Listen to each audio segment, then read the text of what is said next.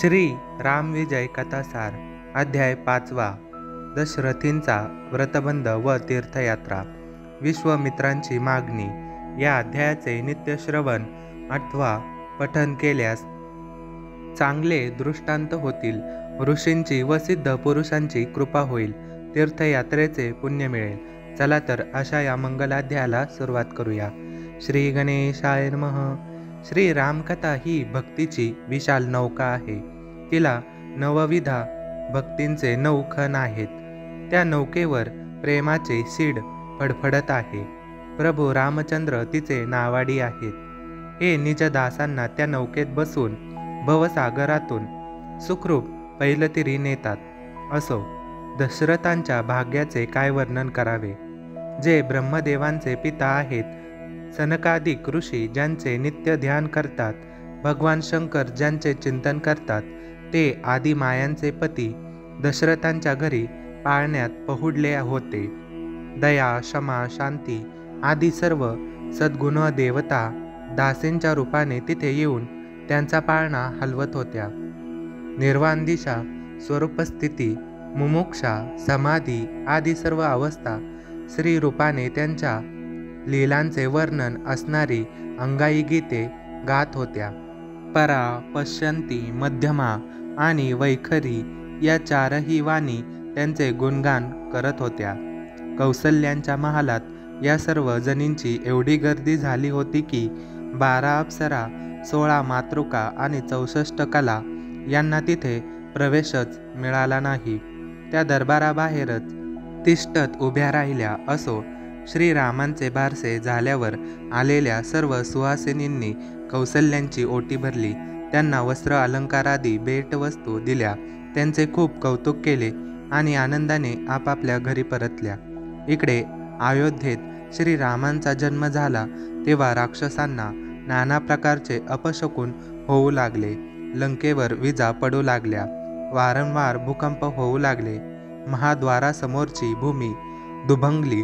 रावणांचे राजछत्र आकस्मित मोडून पडले. त्यांच्या सभेचे तेज हरपले. अंबारीत बसताना त्यांच्या 10ही मस्तकांवरचे मुकुट खाली धुळीत कोसळले. त्यांच्या प्रासादावर बसून घुबडे धुत्कार करू लागली. इंद्रजितांना आरशामध्ये आपले मस्तकच दिसेना.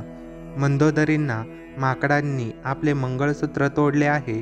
विधवा स्त्रिया आपली धुळीने ओटी भरत आहे अशी दुःस्वप्ने पडू लागली.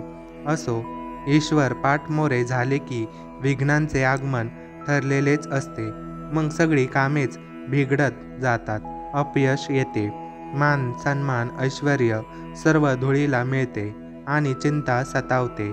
सतत होणाऱ्या या अपशकुनामुळे रावणही धास्तावले होते. त्यांनी प्रधानाला बोलवले व म्हणाले, तुम्ही अहोरात्र सावध राहून लंकेचे रक्षण करा.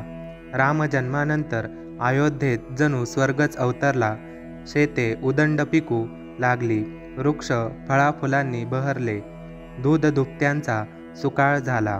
आधी व्याधी, दुःख, दारिद्र्य, चिंता, भय, शोक, अपमृत्यू, पाप, अज्ञान या सर्व गोष्टी नाहीशा झाल्या. लोक सुखी व समृद्ध झाले. भाग्यवंत झाले. ते आनंदाने कालक्रमणा करू लागले. दशरथांचे 4ही पुत्र राजप्रासादाच्या पाचूची फरशी बसवलेल्या अंगणात रांगू लागले. रांगता रांगता तोल सांभाळत चालू लागले.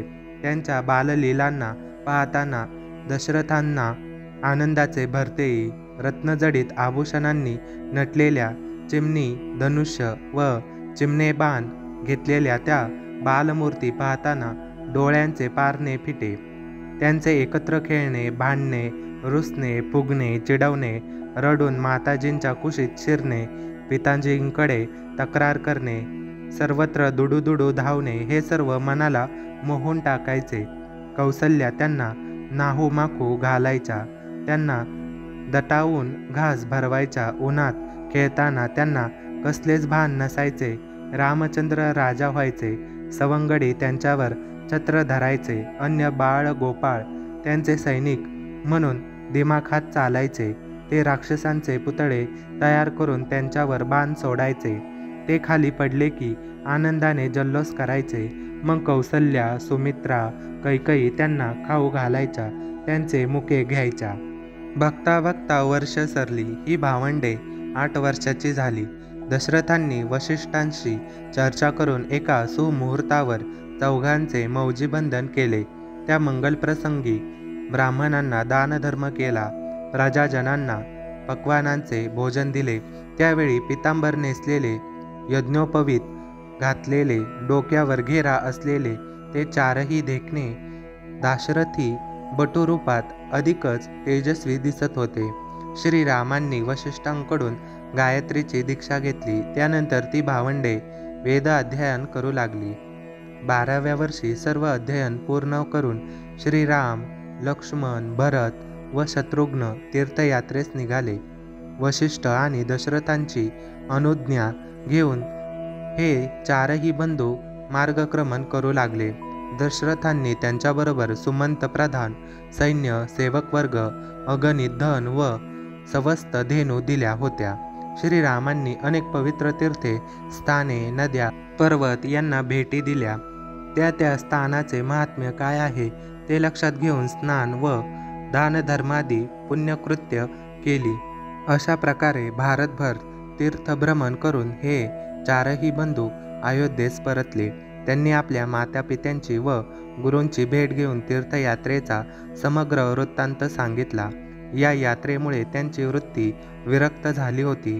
त्यांना राजभोग, हास्य, विनोद, शृंगार, गायन, मृगया, उत्तम भोजन, उत्तम वस्त्राभूषणे यापैकी कशातच रुची राहिली नाही.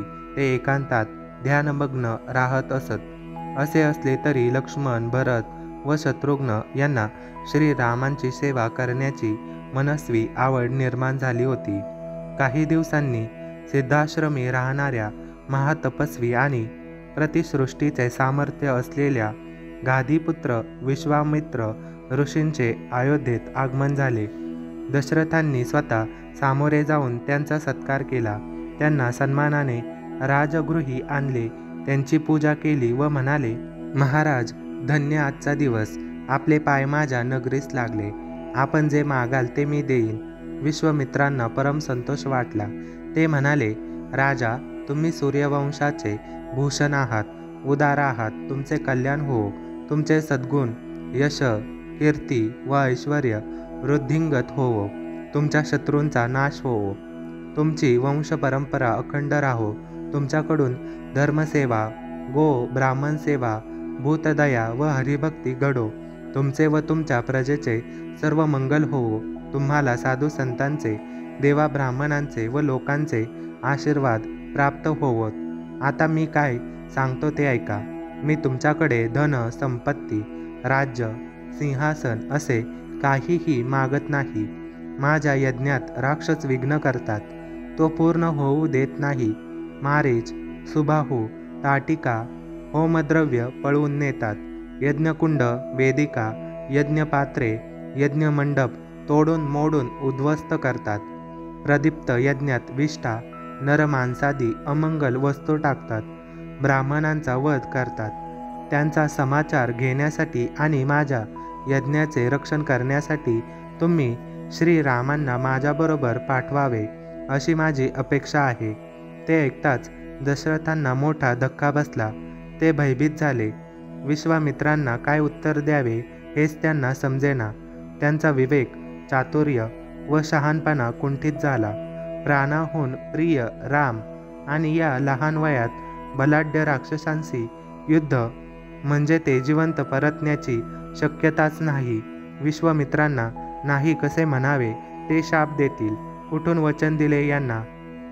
अशा नानाविध विचारांनी व कुशंकांनी त्यांच्या मनात काहूर माजले. विश्वामित्रांनी त्यांच्याकडे सहेतूक पाहिले तेव्हा ते काकुळतेने म्हणाले, महाराज, माझे राम अजून लहान आहेत. हे त्यांचे खेळण्या बागडण्याचे वय आहे. त्यांना धनुर्विद्या येत नाही. ते काय युद्ध करणार? तुम्ही माझे सर्व राज्य घ्या, धनसंपत्ती घ्या, पण कृपा करून श्रीरामांना मागू नका. तुमच्या कार्यासाठी मी स्वतः येतो, राक्षसांचा निपात करतो, पण त्यांना नका नेऊ. बोलता बोलता ते अक्षरशः रडू लागले. ते पाहून विश्वामित्रांना राग आला. ते म्हणाले, राजा, यापुढे आपण जे मागाल ते मी देईन असे कोणालाही वचन देऊ नका. तुम्ही रविकुळाला कलंक लावलात. जरा हरिश्चंद्रांचा प्रताप आठवा. त्यांनी मला स्वप्नात वचन दिले होते, तरीही ते पाळले. मला राज्य दिले आणि स्वतःला डोंबाघरी विकून घेतले. शिबी, रुग्मागंध, श्रीयाळ यांची कीर्ती आठवा. तुम्ही रामचंद्रांना काही दिवसही पाठवायला तयार नाहीत आणि पुत्रमोहाने रडत आहात. अहो, श्रीराम हे भगवान विष्णूंचा अवतार आहेत. ते दैत्यांच्या नाशासाठीच अवतरले आहेत. ते काळाचे शासनकर्ते आहेत. तुम्हाला हे माहीत नसले तर वसिष्ठांना विचारा. त्यांचा अचिंत्य प्रभाव समस्त विश्वाला व्यापून आहे. त्यांना तुम्ही बालक कसे म्हणता? ठीक आहे, तुम्ही रामांना पाठवत नसलात तर मीही निघतो. विश्वामित्र सभेतून तरातरा निघून गेले. घाबरलेल्या दशरथांनी वसिष्ठांची भेट घेऊन सर्व वृत्तांत सांगितला. ते म्हणाले, राजा विश्वामित्र महाहट्टी आहेत. त्यांना त्रिभुवन घाबरते. त्यांनी उग्र शाप दिला तर तुमच्या कुळांचा नाश होईल. आता एक काम करा, राम लक्ष्मणांना त्यांच्याकडे पाठवा. भरत आणि शत्रुघ्न तुमच्यापाशी आहेतच. ते ऐकून ते अधिकच हतबल झाले. तेव्हा वसिष्ठांनी त्यांच्या मस्तकावर हात ठेवून त्यांना दिव्य दृष्टी दिली. त्यांनी श्रीरामांकडे पाहिले तेव्हा त्यांच्या ठिकाणी त्यांना सर्व अयोध्यांनी सुसज्ज अशा चतुर्भुज विष्णूंचे दर्शन झाले. दशरथांचे समाधान झाले होते. त्यांनी विश्वामित्रांची क्षमा मागून त्यांना राजवाड्यात आणले. श्रीरामांसहित लक्ष्मणांनाही पाठवण्याची तयारी दर्शवली. वसिष्ठही सभास्थानी आले. दशरथांनी श्रीरामांना बोलावून घेतले. त्यांना पाहताच विश्वामित्रांना मोठे समाधान वाटले. श्रीरामांनी त्यांना वंदन करताच त्यांनी पुढे येऊन त्यांना दृढ आलिंगन दिले. त्यांचा जय जयकार केला. श्रीरामांनी वसिष्ठांनाही वंदन केले आणि आपल्या जागी बसले. श्रोते हो, श्रीराम हे सर्वांचे सखा आहेत. त्रिभुवनाचे त्राता आहेत. जे रामकथेत रमले त्यांची भवव्यथा नष्ट झालीच म्हणून समजावी. अशा प्रकारे श्री राम विजय कथासार यातील अध्याय 5 समाप्त होत आहे. धन्यवाद.